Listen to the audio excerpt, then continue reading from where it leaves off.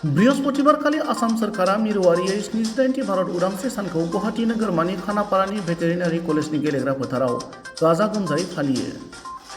बे 79थि भारत उदांस्रि सान फालिनायाव बर'नि फिसा समरजित बसुमतारीनो हादोरगिरिनि जीवन रक्षा पदक 2023 बान्थाखौ गथायो। सा सानजा ओनसोलनिफ्राय बे बाराव बिथाङाल' बे बान्थाखौ मोननो हादों। उदांस्रि सान फालिनायाव गाहाय आलासि महरै नुजाथिनाय आसामनि गिबि मन्त्रि डक्टर हिमन्त बिश्व शर्मा बिथाङा आथिखालाव कार्बि आंलं जिल्लानि डिफुआव थानाय DIG हिल्स रेन्जआव स्टाफ अफिसार महरै खामानि मावबाय थानाय पुलिस इन्सपेक्टर समरजित बसुमतारीनो बान्थाखौ गथायो।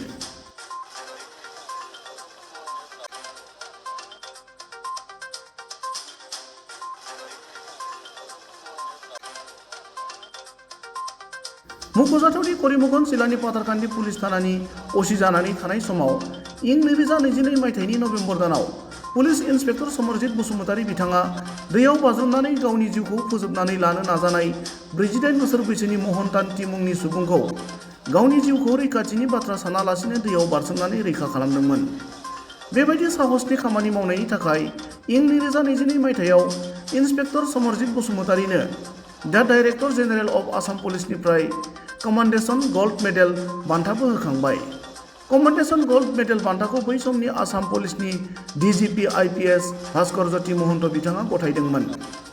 तामुलपुर जिल्लानि गरेस्वर पुलिस थाना बेन्दोंनि सुक्लायसेरफां ओनसोलनि जाब्रांपारा गामिनि आजिरा मोननाय फोरोंगिरि कनक बसुमतारी आरो रुंसारि कृपानि बसुमतारीनि नैथि फिसाज्ला समरजित बसुमतारीनि बेबायदि बान्था मोननो हानाया थारैनो गोजोनथाव बाथ्रा।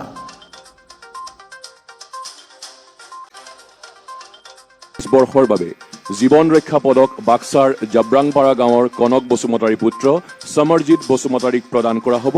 बर्तमान असम आरक्षीर परिदर्शक स्टाफ ऑफिसर हिसाबे DIG हिल्स रेंज डिफुत तेखेत कर्मरत। जीवन रक्षा पदक किसी व्यक्ति को किसी व्यक्ति का जीवन बचाने के लिए किए गए सराहनीय कार्य के लिए दी जाती है।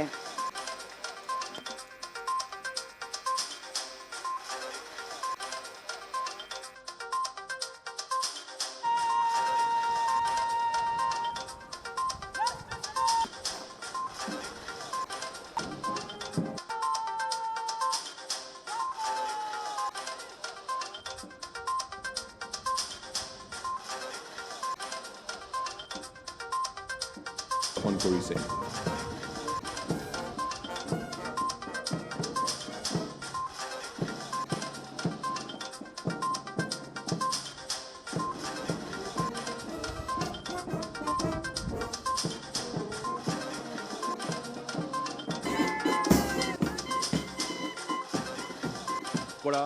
নতুন প্ৰজন্মই উপলব্ধি কৰিব লাগিব স্বাধীনতা